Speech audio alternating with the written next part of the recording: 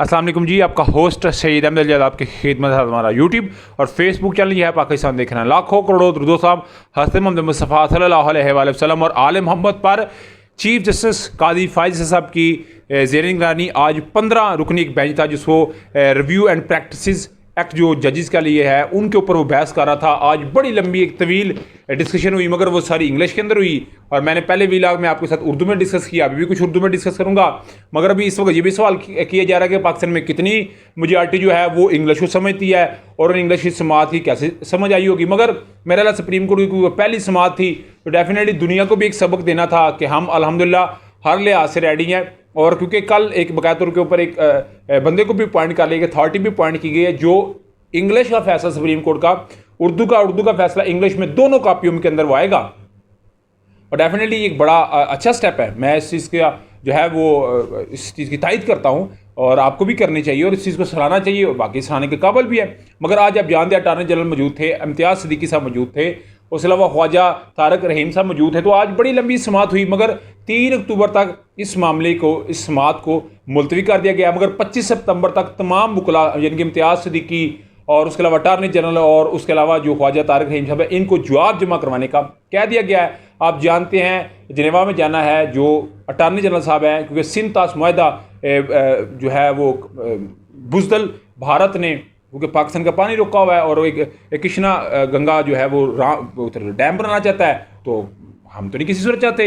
और पाकिस्तान के पास जो बचा कुचा पानी आता है वो भी हमारे पास नहीं आएगा। तो ये एक दुआ करे कि अटारनी जनरल साहब उधर इंशाअल्लाह ताला पाकिस्तान के लिए क्योंकि जा रहे हैं तो कामयाब होके आए। हमारे इंटरनली मामला जो है वो चलेंगे तो इंशाअल्लाह ताला मामला बेहतरी की तरफ जाएंगे। तो अटारनी जनरल की आज की समात बड़ी ज़बरदस्त, और उसके अलावा ख्वाजा तारक रहीम साहब की और इम्तियाज़ सिद्दीकी साहब की आज पता चल रहा था जैसे कोई बहुत बड़ा एक इंटरव्यू चल रहा हो।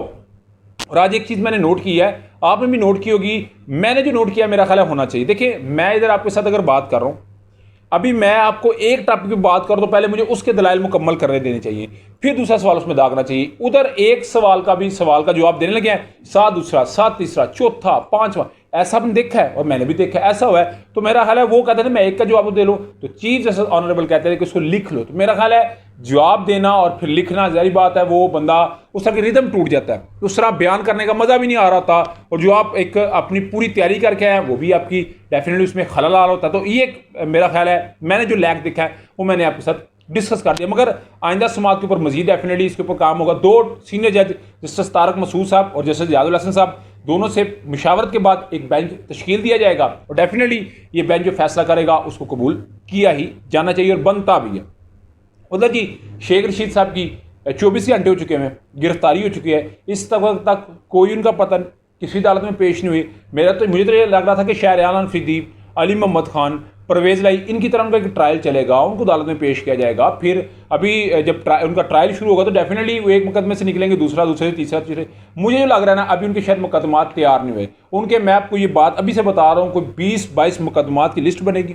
उन लिस्ट में जिधर जिधर से वो निकलेंगे, एक से निकल के दूसरे में गिरफ्तार, दूसरे से तीसरे, चौथे, पांचवें, छठे, इस सीक्वेंस में उनको गिरफ्तार करना है। क्योंकि शेख रशीद साहब ने, इमरान खान ने इनको नजरियाती कर दिया, परवेज़ लाई और शेख रशीद को नजरियाती कर देना, ये मेरा हाल है। अगर कोई तब्दीली आई है तो इमरान खान ने ये बहुत बड़ी तब्दीली लेके आया, तहरीक साहब ये बहुत बड़ी तब्दीली लेके आया कि शेख रशीद जैसे और परवेज़ लाई जैसे चढ़ते सूरज के पुजारी थे उनको राय रास्त पे ले आया। तो ये बड़ा सवाल है। मगर उस्मान डार की जरा एंकर इमरान रियाज की तरह और अभी शेख रशीद साहब भी पेश नहीं हुए, तो मेरा ख्याल है उनको पेश तो करना चाहिए। जो इनका एक ट्रायल बनता है उस ट्रायल को आगे परसू करना चाहिए। परवेज़ साहब का केस ही आप जानते हैं, परवेज़ साहब के ऊपर डंडे सोटों का मामला था और उस केस के अंदर जुडिशल कम्प्लेक्स में उनकी गिरफ्तारी थी। उस मामले के अंदर अडयाला जेल में से उनको लाया गया, अडयाला जेल से उनको फिर अदालत में पेश किया गया, वहाँ से वो बरी हुए, पूरे रिमार्क्स आए, पूरा तहरीरी फैसला है, मगर उनको एंटी करप्शन ने गिरफ्तार कर लिया। और बाकायदा तौर के ऊपर जो है FIR में लिखा गया है कि जी मोहम्मद खान भट्टी जो इन्होंने प्रिंसिपल सेक्रेटरी भर्ती किया वो गलत पर अरबों रुपए की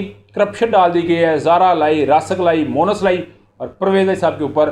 और मेरा ख्याल है उनके जो सराउंडेड एरियाज हैं ये लोग हैं उनके लिए भी मैं हालात टाइट किए जाएंगे। मगर परवेज़ साहब नहीं निकल सकते सर, नहीं, अभी नहीं। ये बात याद रखिएगा, क्योंकि इमरान खान साहब के वकील ने कहा पहले साहब वज़ीर आज़म, फिर साहब वज़ीर ख़ारजा, फिर साहब वज़ीर आला और अभी आपने साहब वज़ीर दाखिला भी गिरफ्तार कर लिया। तो ये एक लंबा ट्रायल का प्रोसीजर चलेगा और डेफिनेटली तहरीक इंसाफ के लिए ये सितंबर ठीक तरीके से सितमगर होने जा रहा है। मगर डेफिनेटली ये बहुत बड़ा सवाल है कि अदालतें फैसला दे रही हैं और कानून की को मान नहीं रहा, अदालतों की को मान नहीं रहा, जुडिशरी की को मान नहीं रहा। और काजी फैसल साहब तो कह चुके हैं कि मैं कानून, आइन और अदालतों की बालादस्ती के लिए काम कर रहा हूँ। तो क्या वो कामयाब होंगे या ये सिस्टम चलेगा? आप कैसे मुझे लाजमी कमेंट से शेयर कीजिएगा। और आपकी वीडियो पसंद आए तो फिर चैनल को लाइक, सब्सक्राइब, अपने दोस्तों से शेयर कर दीजिएगा। नेक्स्ट वीडियो के लिए होस्ट को इजाज़त दीजिए। अल्लाह ताला आपको आमीन। अस्सलाम वालेकुम।